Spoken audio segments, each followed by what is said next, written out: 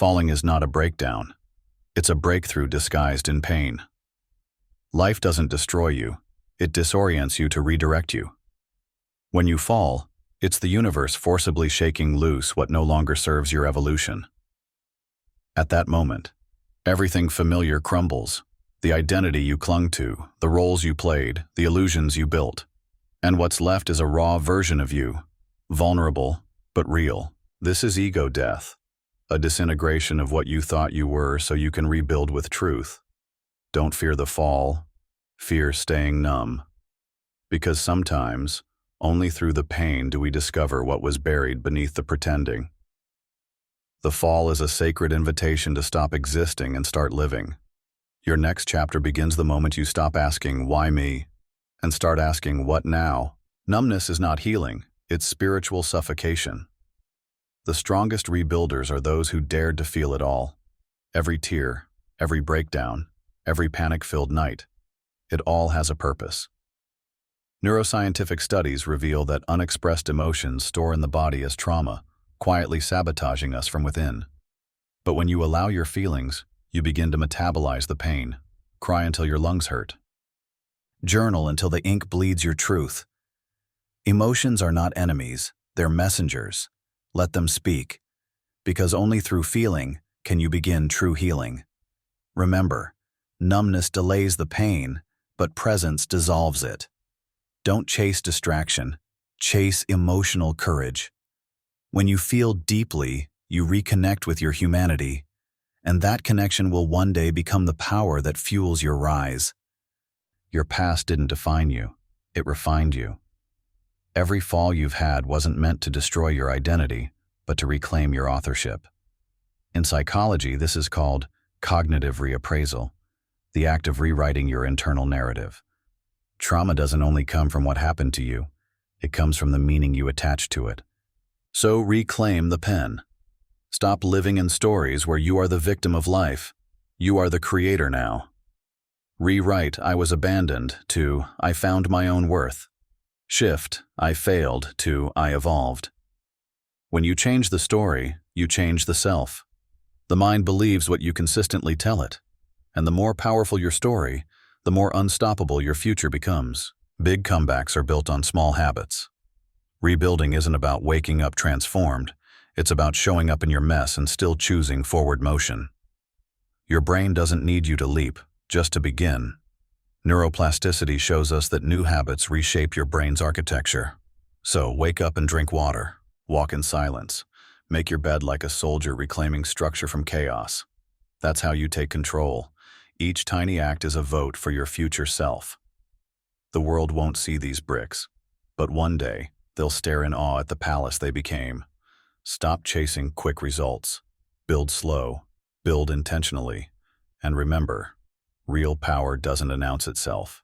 It builds quietly, daily, in discipline. Energy is contagious, so guard your circle like it's sacred. After a fall, your spirit is in renovation. You need people who speak construction, not demolition.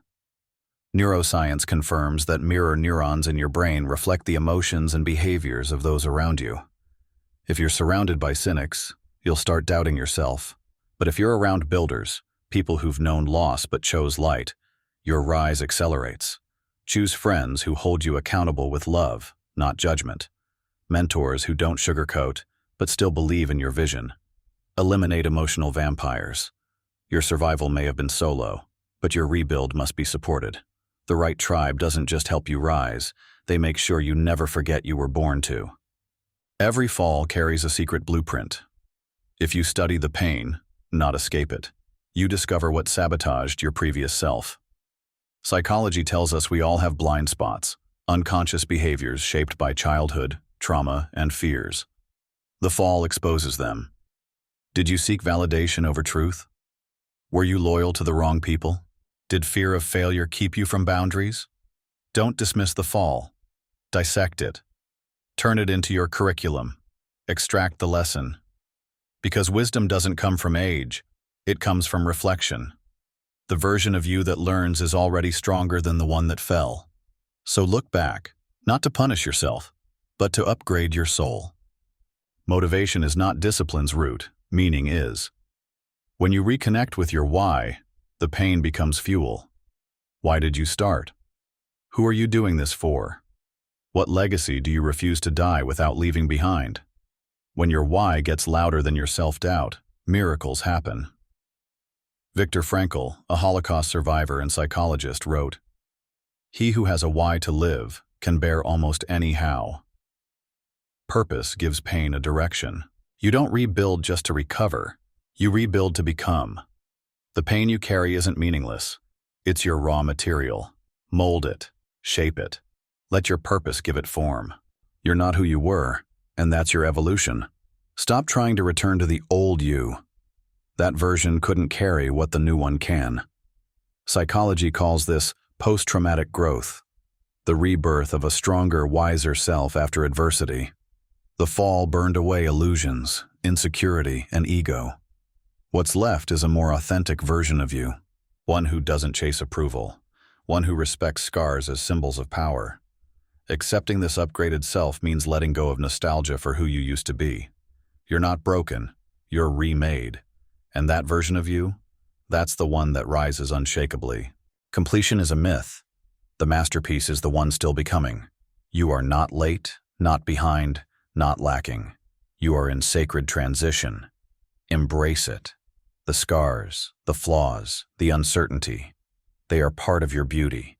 Growth isn't glamorous. It's messy, emotional, uneven, but real strength lives in transparency.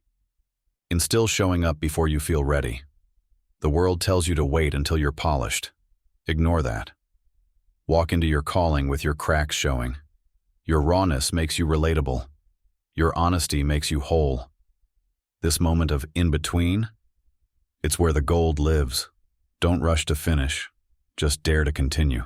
Now comes the moment that defines you, not the fall, but the choice. You have two options: remain collapsed, replaying the pain, or rise with new purpose and precision. You can't control the fall, but you control the rise. Decide. Decide that you will not be another casualty of regret. Decide that you are worth rebuilding. Decide that the story doesn't end here, because beneath the pain, there's a fire, a voice whispering, "Get up." Not because it's easy, but because you're not finished. Rise, not with arrogance, but with knowing. You've earned this next chapter. You've walked through fire and came out forged. Now, build.